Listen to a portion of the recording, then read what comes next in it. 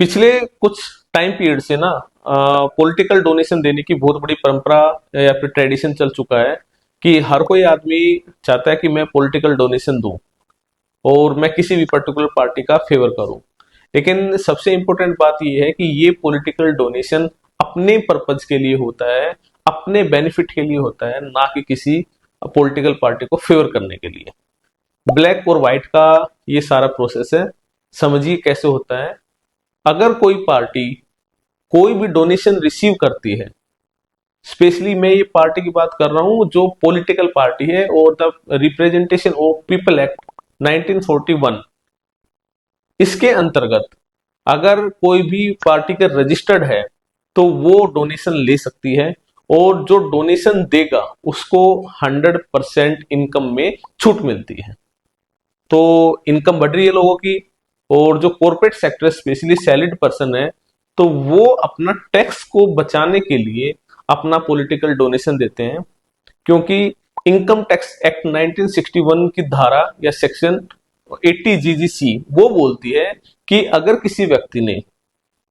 किसी एसएससी ने कोई डोनेशन दिया है थ्रू चेक या फिर बैंकिंग चैनल, तो उसको 100% इनकम की छूट मिल जाएगी। अब इसमें बहुत सारे लोग जो सैलरीड पर्सन है वो आगे आए और उन्होंने डोनेशन दिया, और डोनेशन देने के बाद अपना कैश वापस ले लिया। सरकार को पता लगा, डेटा के थ्रू उन्होंने चेक किया, तो पता लगा कि बहुत सारे लोग किसी रैकेट के थ्रू अपना पॉलिटिकल डोनेशन देते हैं और उसके बदले में कैश वापस ले लेते हैं। तो सरकार ने देखा कि इतने सारे लोग एकदम से पॉलिटिकल डोनेशन कैसे देने लगे, तो उनको जब चेक किया गया तो पता लगा इसमें से मोस्टली जो डोनेशन था वो फेक था। और वो फेक इस टाइप से उन्होंने घोषित किया क्योंकि बहुत सारी जो पार्टियां थी जो वो बहुत तो सरकार ने पता लगाया कि बहुत सारी जो पार्टियां थी ना, वो या तो गुजरात से या यूपी से या किसी ऐसे स्टेट से रजिस्टर्ड थी जहां पे उनका कोई नामो निशान नहीं था। ऑन डॉक्यूमेंट तो वो पार्टियां रजिस्टर्ड हैं, लेकिन एक्चुअल में वो पार्टियां नेशनल लेवल की या फिर स्टेट लेवल की या फिर किसी लोकल लेवल तक भी वो थी नहीं। वो सिर्फ ऑन डॉक्यूमेंट्स वो पार्टियां बनाई गई थी, और इसके अलावा उसमें कोई भी एक्चुअल में काम होता नहीं था।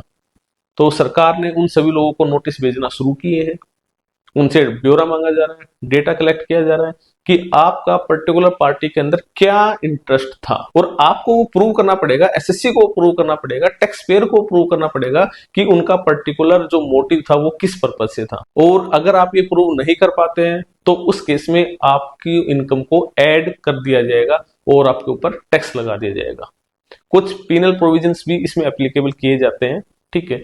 लेकिन इसके साथ साथ आपको यह भी ध्यान रखना पड़ेगा कि अगर आप प्रॉपर बैंकिंग चैनल से पेमेंट करते हैं, प्रॉपर रसीद है आपके पास, रिसीट है वहां की, सब कुछ है, तो आप उस केस में आप बरी भी हो सकते हैं, तो आप उस केस में फ्री भी हो सकते हैं और आपको कोई भी टैक्स की लायबिलिटी नहीं पे करनी होगी। तो पॉलिटिकल डोनेशन के नोटिस अगर किसी को आए हैं तो वो अपना ध्यान दे, अपने ईमेल और अपने पोर्टल को कंटिन्यूसली चेक करते रहें और देखें कि भाई क्या कोई पॉलिटिकल डोनेशन से रिलेटेड या फिर कोई दूसरे असेसमेंट तो ओपन नहीं हुई है, और उसका टाइम से रिप्लाई करें, तो आप इसी से बच सकते हैं। धन्यवाद।